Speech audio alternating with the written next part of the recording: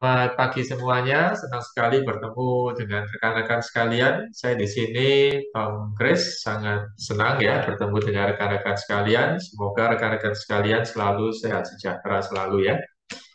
Oke ya, pada kesempatan pagi ini saya akan men-sharingkan ya satu konsep penting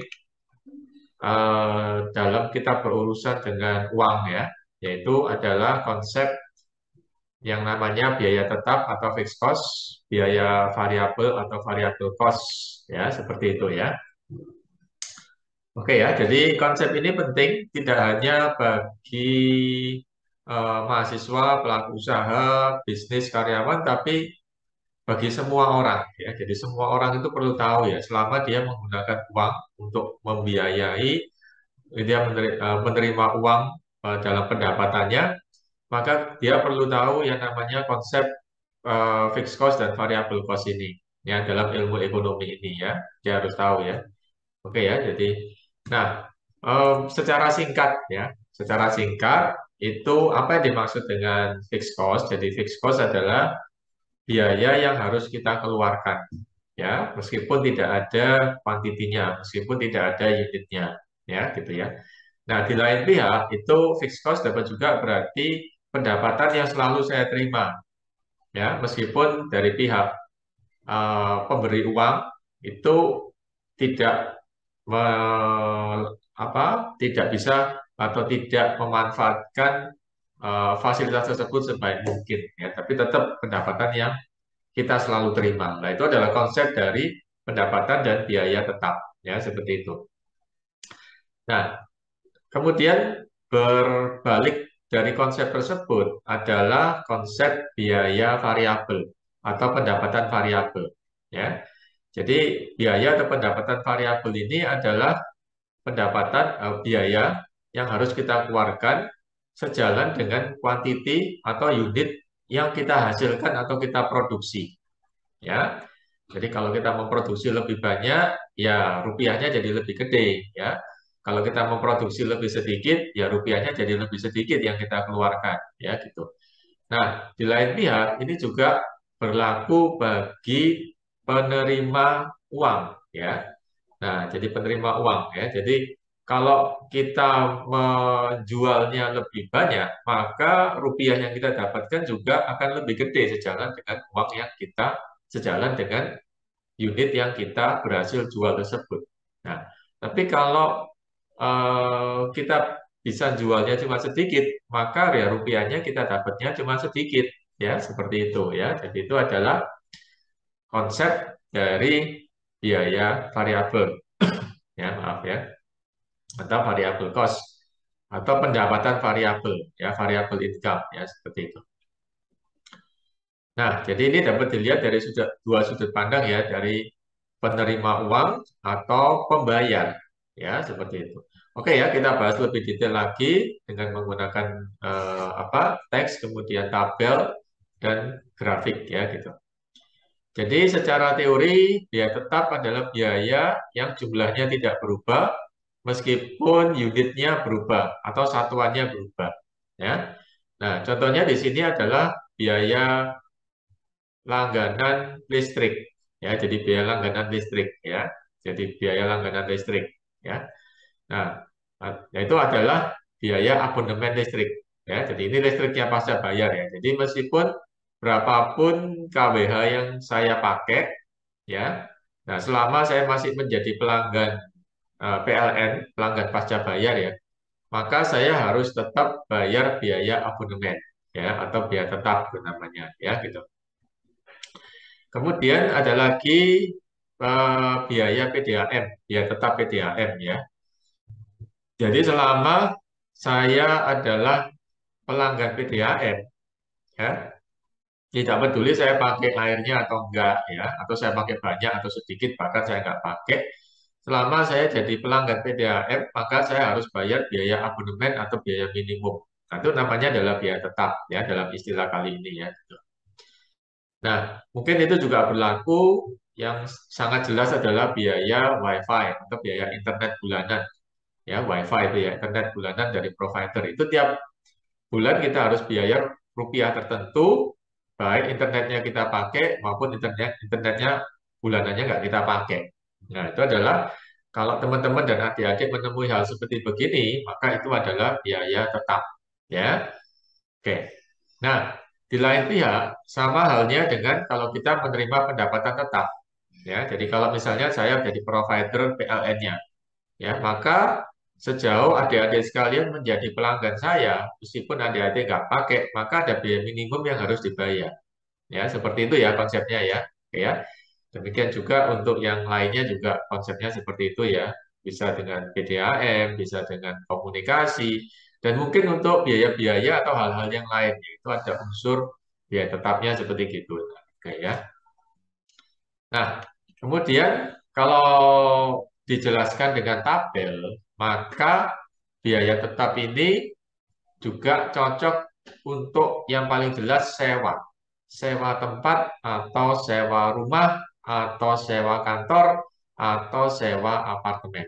Nah, itu sewa tempat itu paling cocok ya kalau kita kita mau belajar biaya tetap ya gitu ya. Jadi meskipun produksi saya di tempat tersebut, kalau saya sewa tempat ya, saya memproduksi misalnya makanan ya, makanan yang ambil aja misalnya makanan ya, oke ya misalnya apa pastel ya, nah pastel, pastel salah satu jenis makanan ya, makanan rakyat ya pastel. Nah, nah meskipun saya bikin pastel di situ 100, tempat ini yang saya sewa tersebut, saya bikinnya 200, 300, 400, tetap biaya sewa tempat yang harus saya bayar kepada pemilik tempat tersebut adalah sama, yaitu 600.000 per bulan misalnya ya, seperti itu ya. Nah, ya, jadi ini adalah contoh dari yang namanya konsep biaya tetap, ya gitu. Nah, di lain pihak, si pemilik tempat tersebut juga akan menerima pendapatan yang jumlahnya sama, yaitu 600.000 per bulan misalnya. Ya, meskipun di tempat tersebut saya hanya memproduksi 100 pastel misalnya. Atau mungkin sama sekali saya nggak memproduksi apa-apa, tetap dia harus menerima haknya yaitu 600.000 per bulan. Ya, jadi ini adalah konsep yang namanya biaya tetap atau fixed cost, ya seperti itu. Nah, kemudian kalau mau dibikin tabel, maka biaya tetap itu sifatnya flat, ya. Jadi tabel yang sebelah kiri ya, misalnya biaya sewa ribuan 660 ribu atau ya 60 juta atau apapun ya. Ya, jadi sifatnya itu flat, ya. Tetap berapapun produksi, berapapun unit yang dihasilkan atau tidak dihasilkan pun kita tetap harus bayar. Di lain pihak, apabila kita memiliki tempat tersebut, kita akan menerima uang ya berapapun atau semaksimal atau tidak semaksimal tempat tersebut dipakai, tetap kita akan menerima uang. Ya, seperti itu ya. Jadi itu adalah biaya tetap atau pendapatan tetap, ya gitu. Nah, sehingga di grafik yang tengah, ya tabel yang grafik yang tengah itu kelihatan ya. Kalau kita bisa memanfaatkan tempat tersebut dengan semaksimal mungkin, jadi misalnya saya penjual pastel ya kue pastel itu ya makanan rakyat itu. Nah, kalau saya bisa menjual pastel tersebut dalam jumlah yang banyak, otomatis biaya tetapnya makin lama makin mengecil. Ya, jadi makanya ketika saya sewa tempat, saya akan menggunakan tempat tersebut semaksimal mungkin untuk kepentingan saya. Ya, karena kalau saya nggak pakai pun tetap saya mengeluarkan rupiah yang sama. Ya, seperti itu ya. Oke. Nah, kemudian eh nah, ini mungkin ini saya skip dulu ya yang sebelah kanan ini ya. Oke ya. Saya skip dulu. Saya masuk ke biaya variabel ya atau yang namanya variabel cost ya atau VC ya. Jadi biaya variabel ini berseberangan dengan biaya tetap ya. Mungkin tidak berseberangan betul ya, tapi bersanding, tapi tidak sama ya, gitu ya. Jadi yang namanya biaya variabel ini adalah biaya yang kita keluarkan sejalan dengan unit yang ada, yang kita produksi, yang kita hasilkan. Ya, jadi kalau misalnya saya pabrik, saya memproduksi unitnya 100, ya saya akan bayar tiap 100, tiap satu unit tersebut berapa rupiah yang harus saya keluarkan. Nah, itu adalah konsep biaya variabel atau variable cost atau VC, variable cost ya gitu ya. Nah, sehingga kalau saya tidak punya unit yang diproduksi atau saya tidak menghasilkan, ya saya tidak bayar apa-apa, gitu ya. Nah, ini sama juga ketika kita beli ya. Kalau kita beli makin banyak, ya kita keluar duitnya sejalan dengan eh, unit yang kita terima. Nah, tapi kalau saya nggak beli, ya sudah, saya nggak terima, nggak keluarin duit apa-apa, ya gitu. Nah, ini juga berlaku untuk pendapatan variabel. Jadi pendapatan saya hanya kalau unitnya, ya unit yang saya jual itu terbeli. Ya, jadi kalau unitnya terjual, unit yang bisa terjual banyak, ya saya terimanya sejalan dengan rupiahnya sejalan dengan itu. Nah, tapi kalau unit yang terjualnya sedikit, ya maka saya menerimanya sedikit juga. Nah, kalau unit yang saya jual nol, maka saya yang menerimanya nol. Seperti itu, ya. Oke ya, jadi itu adalah konsep dari variable cost, ya, atau biaya variabel atau pendapatan variabel, ya, seperti itu. Nah, contohnya di sini adalah biaya listrik per kWh, biaya air per meter kubik, kemudian biaya telepon per menit, biaya bahan per unit yang kita beli, dan biaya pelatihan per orangnya. Seperti itu, ya. Nah, sehingga kalau kita bisa menghasilkan satu unit, maka biaya yang kita keluarkan adalah 500 karena per unitnya ekuivalennya adalah 500. Nah, kalau 10 unit, maka ya diekuivalenkan aja jadi 500 kali 10, 5.000. Kemudian kalau 100 unit, ya diekuivalenkan aja jadi 500 kali 100, yaitu 50.000 dan seterusnya. Ya. Jadi konsep biaya variabel ini adalah konsep di mana biayanya akan meningkat sejalan dengan unit yang diproduksi atau unit yang kita beli. Ya, atau kalau kita sebagai penerima uang adalah berapa unit yang terjual. Seperti itu, ya. Oke. Kemudian kalau kita tabelkan, maka biaya variabel ini jumlahnya unit rupiahnya akan meningkat ya. Ya, rupiahnya akan meningkat sejalan dengan unit yang kita produksi atau unit yang berhasil kita jual. Ya, gitu ya. Nah, akan meningkat terus ya. Jadi kalau bisa menjual 500, ya hasilnya sekian ya. Kalau bisa menjual 1.000, hasilnya sekian. Sama juga ketika bisa memproduksi 500, maka biaya yang dikeluarkan sekian. Kalau ketika 1.000, maka biaya yang dikeluarkan adalah sekian. Ya, seperti itu ya. Sehingga biaya variabel per unit untuk variabel cost adalah sama. Ya, seperti itu yaitu 500.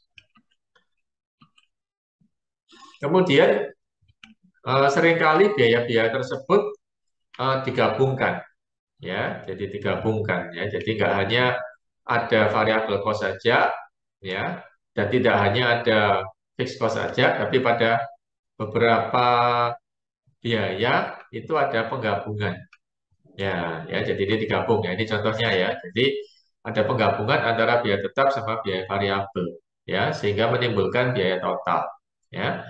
Nah, jadi misalnya kasusnya ini adalah kasus bayar listrik, ya, listrik pasca bayar.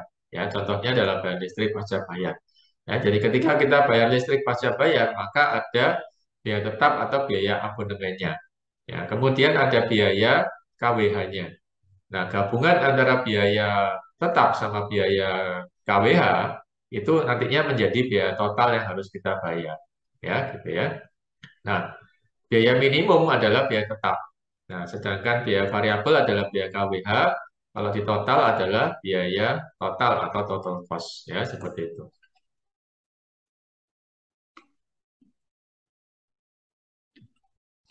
Oke ya, kemudian saya sampai pada kesimpulan hari ini. Jadi, biaya tetap atau fixed cost adalah biaya yang harus kita bayar, ya, berapapun unit yang dihasilkan atau kita produksi.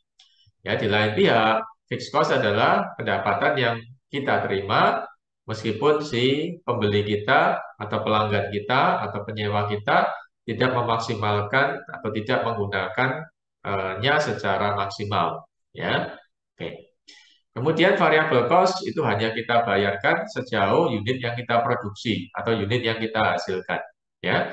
Semakin banyak unit yang kita hasilkan, maka biayanya akan naik.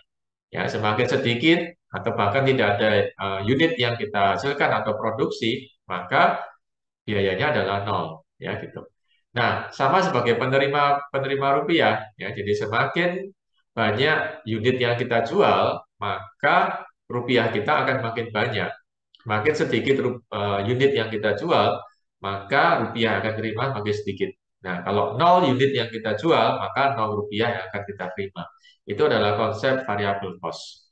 Nah, kemudian gabungan antara variable cost dan fixed cost adalah total cost atau biaya total. Itu gabungan antara biaya tetap dan biaya variabel. Ya, jadi itu adalah gabungan antara biaya tetap dan biaya variabel, fixed cost dan variable cost. Ya, gitu. Nah, memang ada beberapa hal yang gabungan seperti listrik pasca bayar, kemudian PDAM, ya, kemudian tapi ada juga yang murni pure biaya tetap. Misalnya apa? Misalnya sewa. Nah, sewa tempat itu pure biaya tetap, ya kan? Sewa tempat, sewa ruang, sewa kantor, ya. Jadi saya nggak pernah mendengar ya ada orang sewa tempat itu berdasarkan unit atau kalau dia bisa memanfaatkan dengan banyak maka sewanya jadi tinggi. Kalau kalau dia nggak bisa memanfaatkan atau dia nggak pakai atau dia jarang pakai maka rendah itu enggak ya. Sama kayak kita sewa kamar ya, sewa kamar, sewa apartemen itu kan tetap ya kan nggak peduli apakah kita manfaatkan dengan baik atau enggak ya seperti itu ya itu adalah yang pure biaya tetap ya seperti itu ya. Tapi ada juga gabungan ya.